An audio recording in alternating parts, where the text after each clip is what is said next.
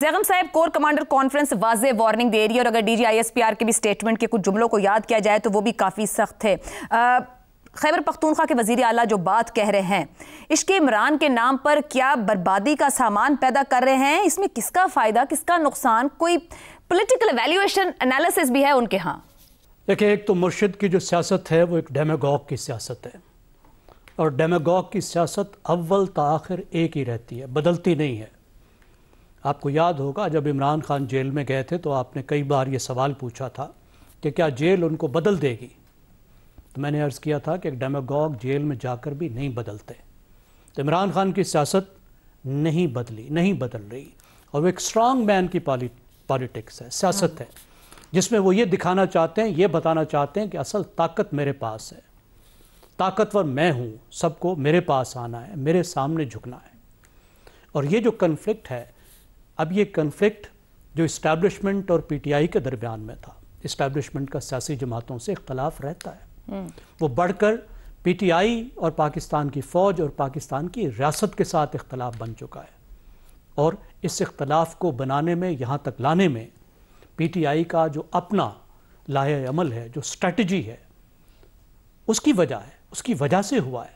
अब देखिए, एक तो मैं थोड़ा सा ज़रा अलग करना चाहूँगा ISPR की जो स्टेटमेंट है, दो उसके पहलू हैं। एक बात जो उन्होंने किया, उन्होंने कहा दहशतगर्दी, जराइम और सियासी मफादात का जो गठजोड़ है, इसको तोड़ना ज़रूरी है। अब ये बहुत अहम बात है। देखिए, वो इशारा कर रहे हैं कि हमारे जो बॉर्डर इलाकों की जो क्राइम इकानमी है, जुर्म पर मबनी जो इकानमी है, वो दहशतगर्दी की मामिन है और ये छोटी मोटी मईशत नहीं है, ये सैकड़ों अरब की मईशत है। ज़ैगम साहब, वो वहाँ पॉलिटिकल एलिमेंट की इन्वॉल्वमेंट की भी बात कर रहे हैं जो गुज़श्ता रोज की। जी, मैं वही अर्ज कर रहा हूँ ना कि उस इकानमी में सियासतदान भी शामिल हैं और सिर्फ एक पार्टी के नहीं हैं, बिल्कुल कई पार्टियों के हैं, क्योंकि वहां की एक एलीट बन चुकी है जो अरबपति बनी है उस काम से। बिल्कुल।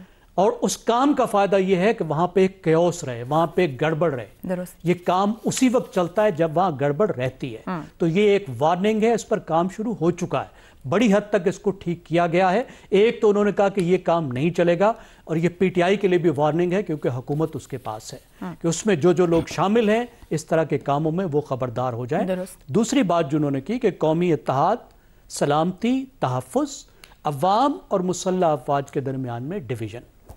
देखिए, इसका कोई ताल्लुक असूली तौर पर नहीं होना चाहिए एहतजाज के साथ।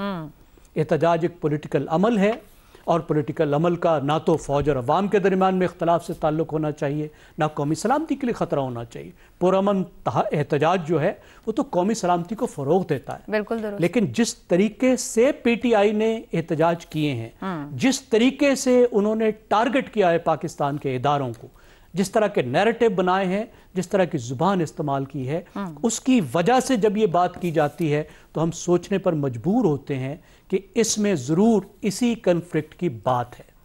अब एक प्रॉब्लम ये है कि PTI फंसी हुई है 2014 के धरने में, जिसको कहते हैं स्क्वायर मॉडल ऑफ प्रोटेस्ट। यानी 2011 से 2014 में क्या हुआ, दुनिया भर में बहुत से शहरों में जो एक मेन स्क्वायर था, वहां लाखों लोग इकट्ठे हुए, उन्होंने मुसलसल प्रोटेस्ट किया, हुकूमतें भी उलट दी। यहाँ लाखों तो नहीं थे, हजारों थे, लेकिन उसी मॉडल को यहाँ 2014 में फॉलो किया गया। लेकिन फिर क्या हुआ, तहरीर स्क्वायर का जो प्रोटेस्ट था उसका क्या नतीजा निकला? आज क्या है राय मिस्र में, आप मुझे बताइए।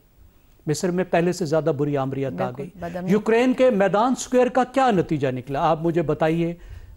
यूक्रेन के इलाके भी हाथ से गए और आज मामला ये पहुंचा कि खारजा पॉलिसी वो बर्बाद हुई कि जंग तक पहुंच गई। ठीक हो गया। अब उससे अगला जो दौर आया है वो जेन ज़ी प्रोटेस्ट का है, वो ज्यादा खतरनाक है, उसके उल्टे गलत असरात निकल रहे हैं। दुरुस्त हो गया। अब PTI ने जो दूसरा टाइप ऑफ प्रोटेस्ट किया वो 9 मई वाला प्रोटेस्ट किया, उसका भी ना सिर्फ बैकफायर किया, बहुत बुरी तरह से बैकफायर। हासिल उसूल कुछ नहीं हुआ। PTI को ये सोचने की जरूरत है। तो शहजाद चौधरी साहब, DGISPR की प्रेस कॉन्फ्रेंस जिसमें वो कह चुके हैं कि सियासी शोबदेबाजी का वक्त खत्म हो चुका और फिर गुज़िश्ता रोज में जो कुछ कहा गया, यानी कि मैं ये कहूँ कि जो नैरेटिव रखे गए कि वो अपने नैरेटिव के साथ खड़े और उसकी तकमील के लिए आगे बढ़ेंगे, आपके ख्याल में अगली हिकमत अमली क्या हो सकती है इस सिचुएशन को हैंडल करने के लिए?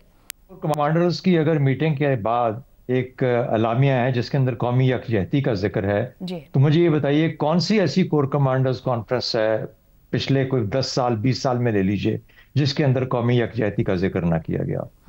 قومی یکجہتی کی بنیاد پہ ہی افواج پاکستان جو ہیں وہ اپنی طاقت پکڑتی ہیں.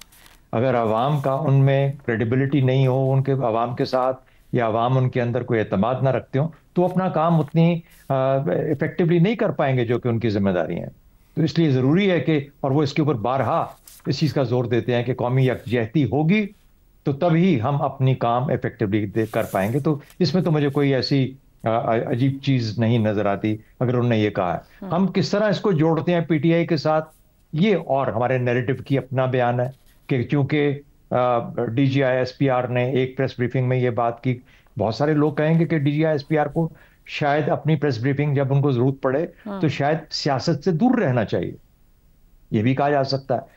تو سیاسی معاملات، کیونکہ افواج پاکستان تو بڑا واضح طور پہ کہہ چکے ہیں کہ وہ سیاست سے کوئی تعلق نہیں رکھنا چاہتی، اور بار بار وہ کہتے ہیں کہ ہمیں سیاست مت گھسیٹا کریں. تو ہم کیوں پی ٹی آئی کو، جو کہ ایک سیاسی جماعت ہے، سیاسی اختلاف کی بات کرتے ہیں؟ سیاسی اختلاف تو سیاسی دانوں سے ہوگا نا. یہ تو نہیں ہو سکتا کہ ان کے بیچ میں اور ریاست کے بیچ میں اور ان کے بیچ میں اور افواج پاکستان کے بیچ میں ایک سیاسی اختلاف.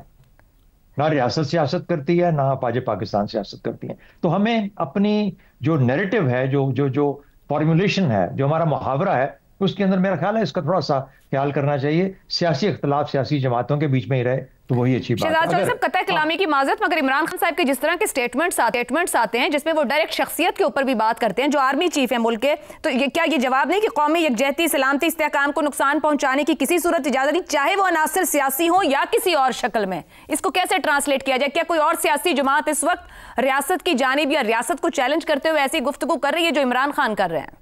اسی لیے اسی کا آپ نے کہا کا بھگت رہا ہے نا، اس وقت بیٹھا ہوا ہے نا جیل میں اڈیالہ میں، اسی لیے وہاں پہ بیٹھا ہوا ہے نا. تو کوئی نہ کوئی تو وجہ ہوگی بے شک. اس کے بعد اور بھی کوئی جرم ہوں گے جو کہ جس کی وجہ سے وہاں بیٹھے ہیں، اسی وجہ سے آسانی زندگی میں نہیں آ پا رہی.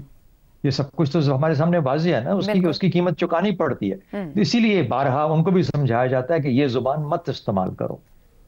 یہ جو تم محاورہ استعمال کرتے ہو، جس طریقے سے شخصیات کو تم کرتے ہو، دیکھیے آپ کا اپنا اوپینین ہو سکتا ہے، لیکن جب ایک شخص اپنی پوزیشن پہ پہنچ جاتا ہے اس کے بعد پھر وہ افواج پاکستان ہے یا پاکستان کی ریاست ہے یا وزیر اعظم پاکستان کے ساتھ اختلاف کر کے ہی آپ ایک وزیر اعظم بنتا ہے نا، اختلاف کی بنیاد پہ، لیکن پھر وہ وزیر اعظم پاکستان ہو جاتا ہے. اسی طریقے سے باقی لوگ ہیں. تو یہ ذاتی اختلاف اور ذاتی شخصی قسم کے جو تعلق ہیں، اس کی بنیاد پہ تو ہم کوئی اپنا تجزیہ بھی نہیں کر سکتے اور نہ پاکستان کا مستقبل اس میں جھانک سکتے ہیں. میرا خیال ہے ہمیں بھی تھوڑا خیال کرنا چاہیے. ہاں، ایک چیز آپ نے کی، جو بات کی، جو اصل میں آپ کا سوال ہے، وہ یہ ہے کہ انہوں نے کہا کہ کوئی باپ بھی احتجاج، پہلی بات ہے احتجاج ایک سیاسی عمل ہے، اگر وہ within limits within rules رہ کے کیا جائے تو بالکل ٹھیک ہے، اس کا ہونا چاہیے، اپنا اس کا اگر حق ہے وہ کرنا چاہتے ہیں تو کریں. جہاں پر وہ پاکستان کی سلامتی کے خلاف، اور وہ ہمارا پھر نیریٹو ہے کہ ہم اس کو کیسے بیان کرتے ہیں. 26 نومبر پچھلے سال کا وہ پاکستان کے حق میں نہیں تھا. ہمیشہ چاہے عمران خان وہاں پہ آیا، جب بھی اسلام آباد کے اوپر کوئی چڑھائی کی، کئی پی ایم ایل این والے آئے اور آ کے سپریم کورٹ کے آگے بیٹھ گئے، جب بھی آئے ہم نے اس کے اوپر ان کی تنقید کی اس کے اوپر، اور کہا کہ یہ اسلام آباد یا کیپٹل کے اوپر آ کے بیٹھ کے دعویٰ بولنا کوئی بھی طریقے سے اپنا آپ کا احتجاج کا طریقہ نہیں ہو سکتا. یہ پبلک سپیسز ہیں، ان کو پبلک سپیسز کو چھوڑ دیا جائے، سڑکوں کو مت آکیوپائی کرو، چاہے وہ ٹی ایل پی تھی یا کوئی اور تھا جو کرنا چاہ رہا تھا.